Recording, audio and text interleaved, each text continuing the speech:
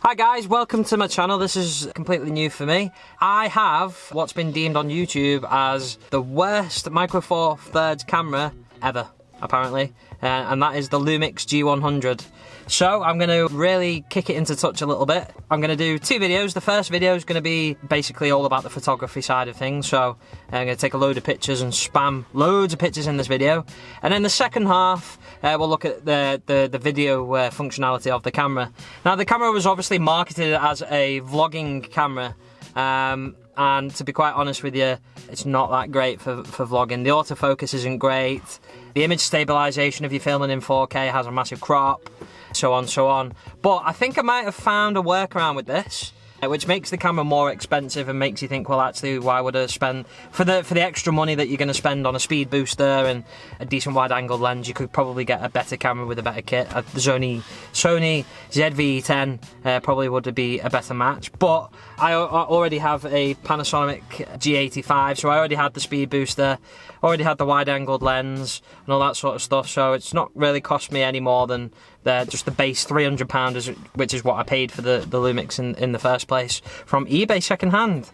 So come with me, we'll take some photographs, we'll edit them over in Lightroom, and then we'll have a little chat about them and see what we think. And as I say, I do think we can use this as a vlogging camera, just not necessarily the way it was marketed, because, you know, autofocus and image stabilization's poo.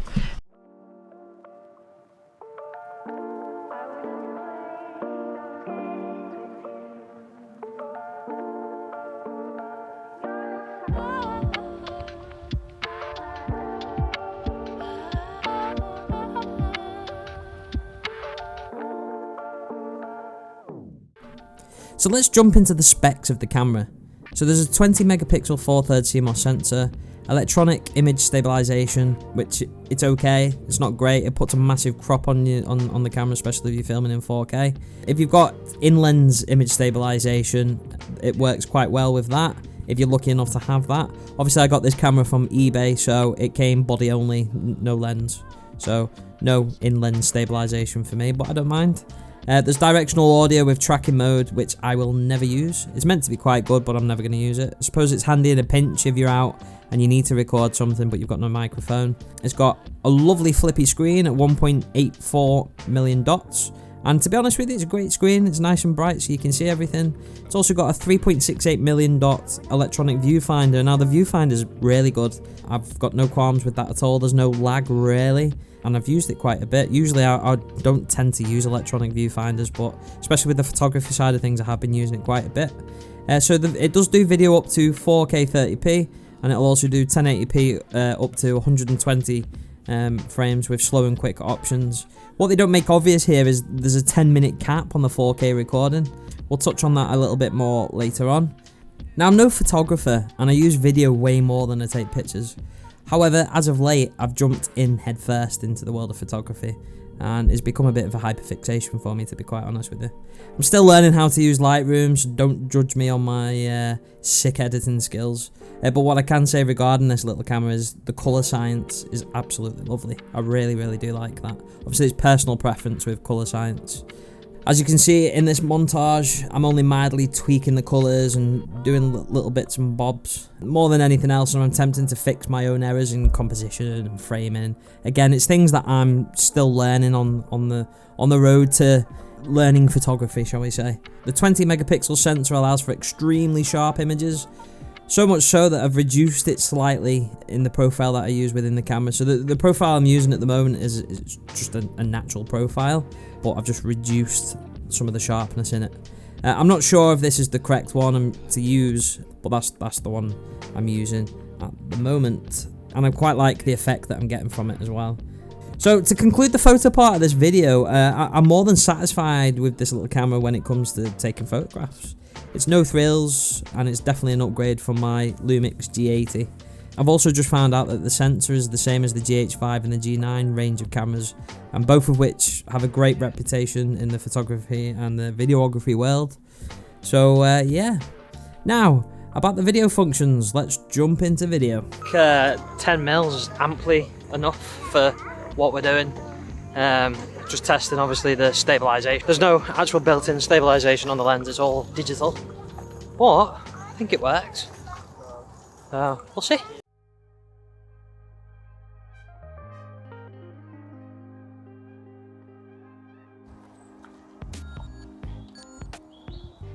I'm not sure what the stabilisation will be like. I've got it on extreme, so there is a big crop, especially on 4K, but it shouldn't make a difference. Right off the bat, I noticed issues with the stabilisation whilst editing. It seemed there was a mild rolling shutter. This could be because of the speed booster and shooting with the Sigma 10mm EF fit lens. I'm not sure, and I'll have to attempt further tests with that. However, for run and gun basic storytelling, I don't see anything too offensive by it, if I'm honest. And I'm in focus, and for me that's a win, especially on the low budget Lumixes. I've added additional stabilisation into some of the clips as well via DaVinci Resolve. In some cases, this made the rolling shutter worse. For the low light tests, I shot in ISO levels 400, 600 and 800. And this was as far as I took it. Anything after that looked way blown out and noisy as hell.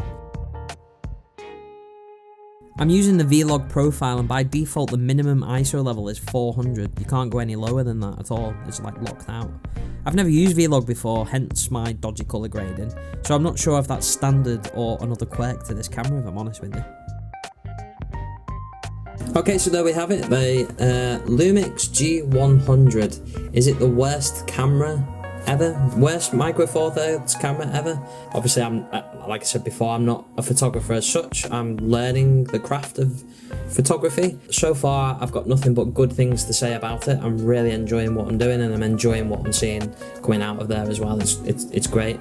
From a video perspective, I do have some issues with it. I'm not going to lie to you. The autofocus isn't great. There are negatives to the camera. So, for example, I noticed I was getting quite a lot of rolling shutter issues, which bugged me a little bit. I thought I could bypass stabilisation issues, focusing issues and all that sort of stuff with the speed booster and the Sigma EF Fit 10mm to 20mm lens. Unfortunately, that wasn't the case. There was a little bit of rolling shutter, and it was actually made worse when I added additional stabilisation in the edit in DaVinci Resolve. So some of the shots I actually had to take that extra stabilisation off. I did mark it in there, which was a bit weird, to be quite honest with you, but I don't know if that's the speed booster necessarily. So what I might try and do is get a wide angle lens that is just the Micro Four Thirds fit rather than an EF mounted to a speed booster, and we'll see if that makes any difference at all. So yeah, there are issues with the camera itself.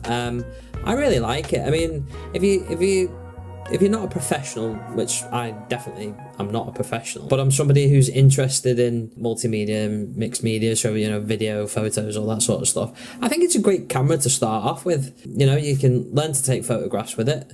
It's got a really good electronic viewfinder. I mean, a lot of the electronic viewfinders, the electronic viewfinder in my G80, I really don't like it. I never could get used to it. With this one, I actually almost feel like I'm using a DSLR. It's not perfect, but almost feel like I'm just using a mirrored DSLR, which is nice. But no, I like the camera. I'm going to stick with it for a while. Obviously, I'm going to keep my G80. The issue with this camera is I can't use this as my main camera because there's a 10-minute cap on 4K recording, which is just a pain. With the G80, there's a 30-minute cap, so if I'm doing any interviews or anything like that, I can film for 30 minutes straight. With this, you're going to have to stop, start, and that's frustrating. But I'm going to stick with the camera. If you guys want to see another video of me using this particular camera, doing a vlog style type video, I might actually use my DJI Ronin gimbal with it and cheat a little bit and see if that improves the stabilization issues. Could do a couple of tests with that. We could turn the electronic stabilization off and use the gimbal and see if that makes any difference, and then we wouldn't have any crop at all. So then if you are doing run and gun vlog style stuff, you could potentially get away with it, but then you're running around with a bloody big gimbal and defeats the object of run and gun, really, doesn't it? But we'll give it a try. That could be a video, so if you want to see that, let me know in the comments. This is my first video, unintentionally really, reviewing a camera. It's not something I was necessarily set out to do. I just want to document the process of my learning with the cameras that I'm using and just trying things out, to be quite honest with you. That's my plan. This channel is me just documenting me playing around with the cameras, but potentially, you never know, there might be the odd review there as well. Again, if you liked it, hit the like button, and if you want to see more, hit the subscribe button. It's completely free. Thanks for watching, and I will see you on my next video. Bye bye.